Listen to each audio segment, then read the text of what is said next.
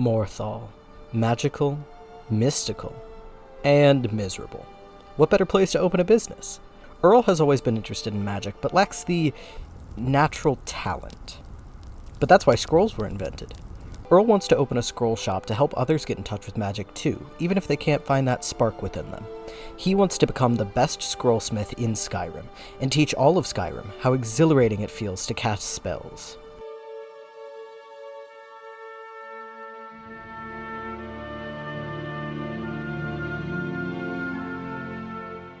The rules. No leaving, no stealing, survival mode, and I'm not allowed to use magic that isn't from scrolls.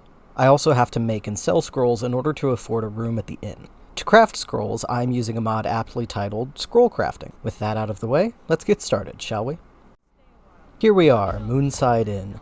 First things first, let's activate survival mode and see if I can meet some of the townsfolk that will be buying my illustrious collection of handcrafted scrolls. As I walked past the Earl's longhouse, I heard a ruckus, people shouting, something about ghosts in an old burned-down house and bad omens. Shadowy figures in the night, sultry voices whispering from the swamp on the edge of town. Morthal is well known as a beacon for dark magics, and Earl was ever so excited to see these terrible omens up close. For research, of course, just to study them.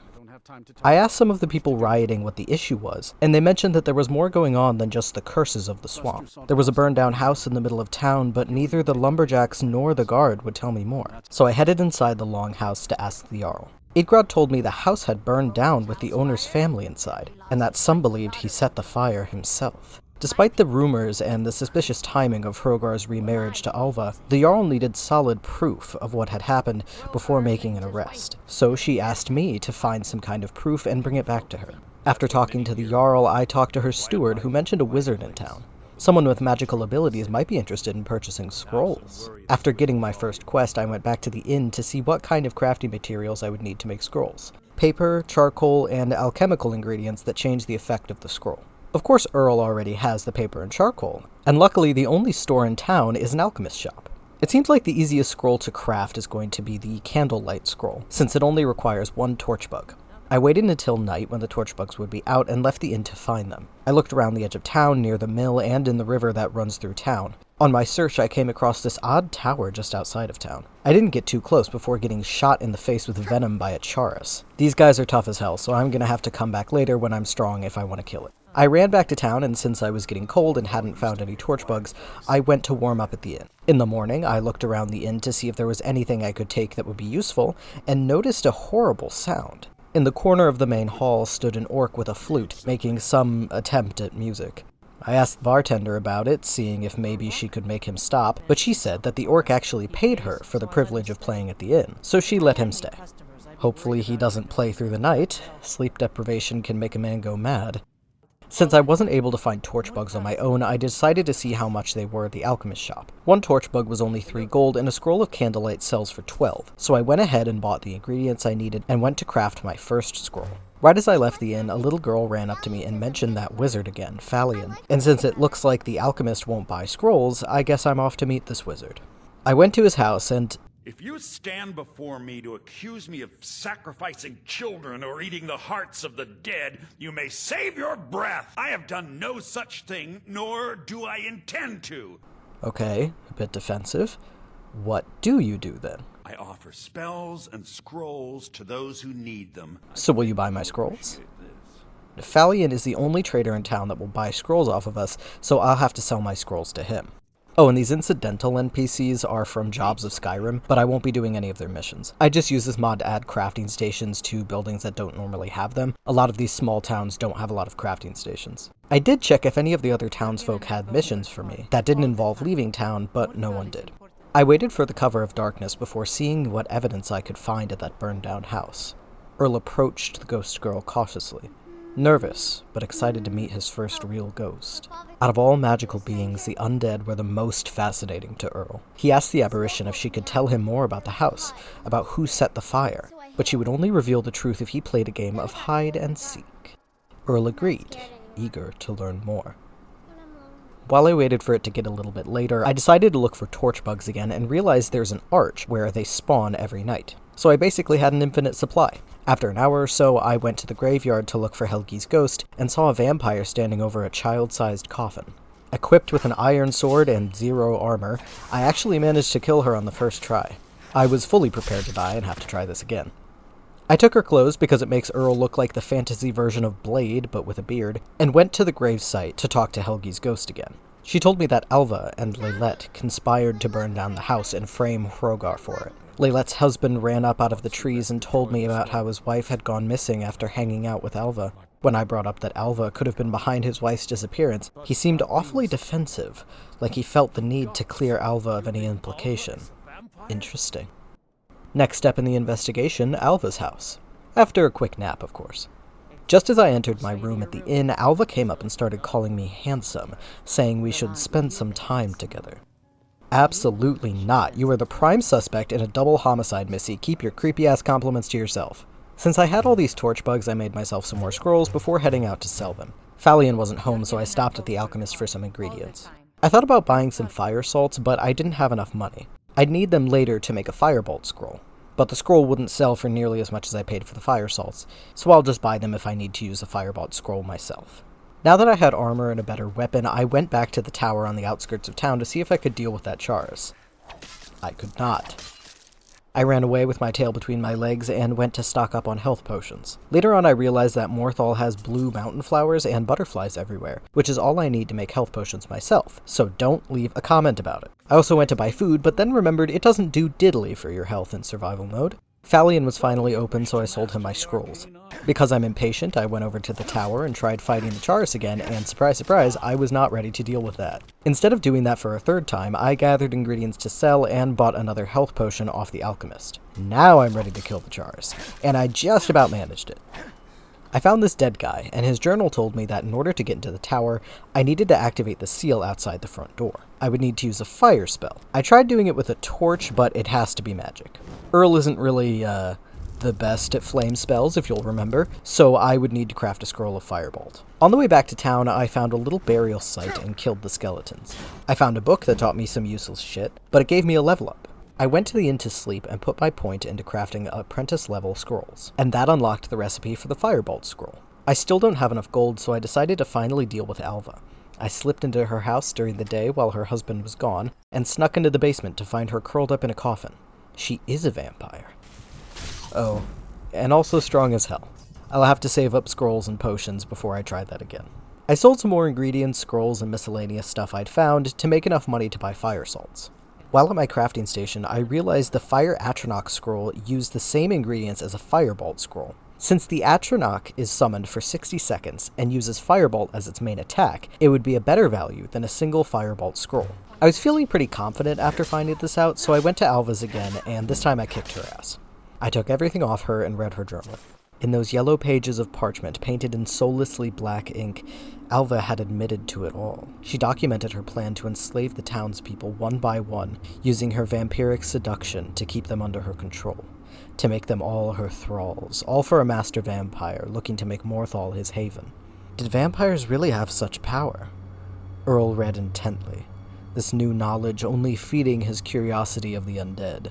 How incredibly interesting. After finding out about the vampire near town, I took the evidence straight to the Earl. I showed her what I'd found, and she gave me a healthy handful of gold, and set me on a mission to take down the Vampire Master living in the cave on the outskirts of town. I very quickly realized, as I was nearly killed by a medium-sized spider, that I was in way over my head and would need to stock up in preparation for this fight. I went out to find a bunch of blue mountain flowers for healing scrolls, and a few other scrolls I thought could be useful. Some courage scrolls to use on Thane, who joins us as a follower for this quest, oak flesh, ice spike, and conjure familiar scrolls. All of that was very much not enough to beat the high-level enemies in this cave, so it was back to the drawing board for a while. I reloaded and left the cave, but Thane was still following me, so you'll probably see him behind me a couple of times. I went around gathering ingredients for health potions and scrolls, and finally made a firebolt scroll to use on the tower seal. The spirit of a small rabbit unlocked the door for me, and I went in. I immediately realized there was way more here than I thought there would be, and felt like it would be cheating to take anything, so I left to come back after I defeated the vampires. I finally used my flowers to make some healing potions instead of spending my life savings on them, and went back to the inn to make more scrolls. I thought I could handle the vampires this time, or maybe I was just getting impatient, so I tried again. And again. And again. Okay, time to regroup. More scrolls, more potions, even a few poisons. If the game doesn't label it stealing, then it's not stealing, leave me alone. While out collecting ingredients, I saw Facegen doing something suspicious out in the swamp at an altar of some kind. I asked him what he was doing, and he gave me 200 gold and told me to fuck off. Yes sir, happily. Now that I had enough gold, I decided to challenge Benner to a brawl, so I could have an extra hand in the vampire battle. Taking a second to jam out. The brawl went well and I gained a follower. I wanted to rest to regain my health and...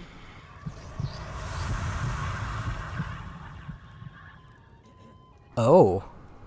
I didn't even realize I was infected. Interesting turn of events, but I guess we'll roll with it. I have a few new abilities as a vampire, but I can't use Vampiric Drain because it uses magicka, and is therefore a spell. The vampiric powers I will use, however, since powers are not considered magic in the Elder Scrolls lore. With Benner and my new state of undeath, I felt like it was finally time to brute force my way through the Cave of Vampires. And after a few more tries, I finally pulled it off. I took all the cool stuff off the dead vampires and left to inform the Jarl, and this ghost child, of our success. Thanks, Benner. Couldn't have done it without you. I got 400 gold for the trouble, which is fine, I guess. Took me like 9 tries, but whatever. At least it was dealt with, and Earl could go back to selling his scrolls. Earl sat behind his scroll stand, not a sale to be had nor a customer in sight, and thought about what he'd seen the last couple of days. The influence, the control the vampires had had over their thralls. Fascinating. Those vampires had a strong ability to compel. Since his transformation, did Earl now have the same powers over others' will? But thralls could still think for themselves, somewhat. Even if he could trap a thrall under his influence for good, what's to stop some plucky adventurer from waltzing in a Morthal and thwarting him, as Earl had done to the vampires before him? If only there was a way to bind a thrall forever. As he woke the next morning and left the inn, Earl saw a courier running around handing out flyers. The courier approached him, a bit frantic, and gave him an unaddressed letter. Before he could ask questions, the man was gone. Earl read the letter only to learn of an undead uprising somewhere in the southern mountains. Ill-intentioned necromancers trying to start an army of... zombies. How deliciously interesting. After doing one final favor for the people of Morthal by chopping some firewood, I went to tell the Jarl that I had helped her people, and was ready to take the title of Thane. I got my housecarl and led him over to the Wizard's Tower, telling him to stay here and serve me as my watch over my house. I also got Benner to stay here too, because the more husbands the merrier. Once Earl was back in his tower with his loyal servants, companions, he began searching through the tomes and books littering the tower to see what kind of mage inhabited this place before him. It became apparent, quickly, that the mage before him was just as curious about the undead as he was. Those texts, all about taming the minds of the dead, could be exactly what Earl needed to craft the ultimate scroll of enthralling. All he would need, corpses to test his scrolls. But where was he going to find a supply of bodies? Maybe the dead vampires could still be of some use to him. On a side note, I think the vanilla survival system could have been more optimized for vampires and werewolves. Like, why am I still getting cold? I'm literally dead. I'm the coldest I can possibly be. Anyway, I saw this guard walking into the swamp. I guess the spirits got him, R.I.P. I am going to throw myself into the sea. I went to Facegen to get a petty soul gem and craft my very first scroll of Raised Zombie, then setting off to the vampire cave to test it out.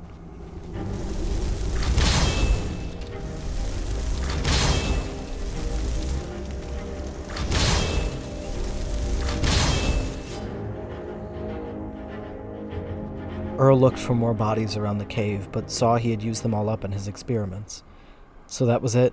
His dream of crafting the most powerful scroll of all time, his magnum opus, killed. Unless... if Earl wanted to perform more tests, he would need more bodies.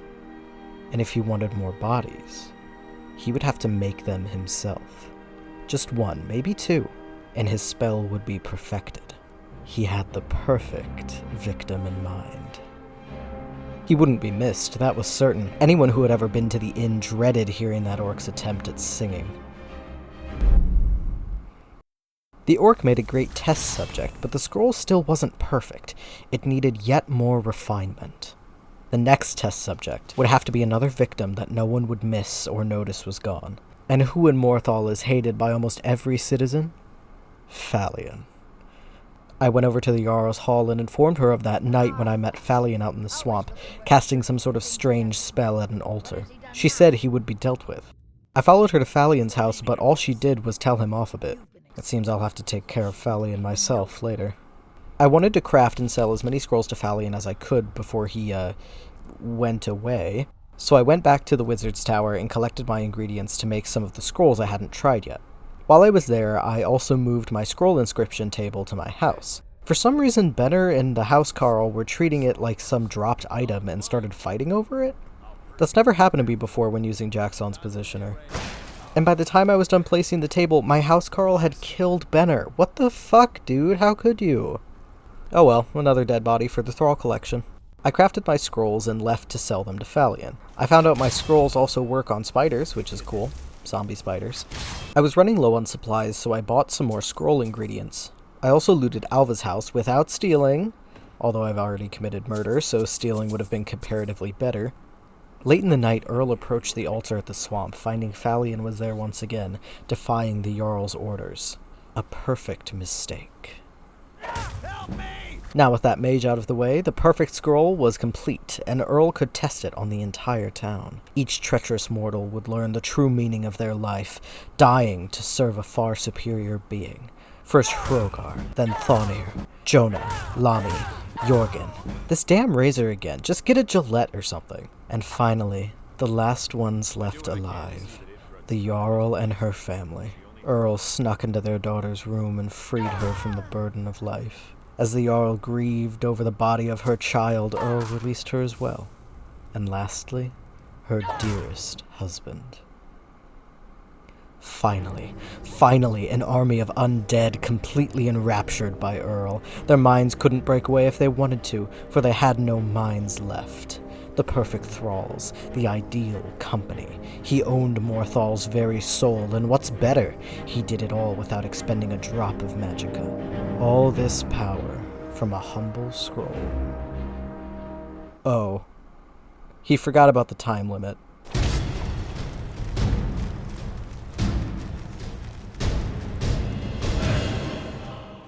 Thanks for watching. I had some problems with OBS on this one, so forgive any choppiness or unclear footage. Sorry about that. I didn't actually intend to become a vampire, I just kind of rolled with it. So if you want to see a more fully fledged vampire run in the future, let me know. I really hope you all enjoyed. Thanks again, and I'll see you in the next video.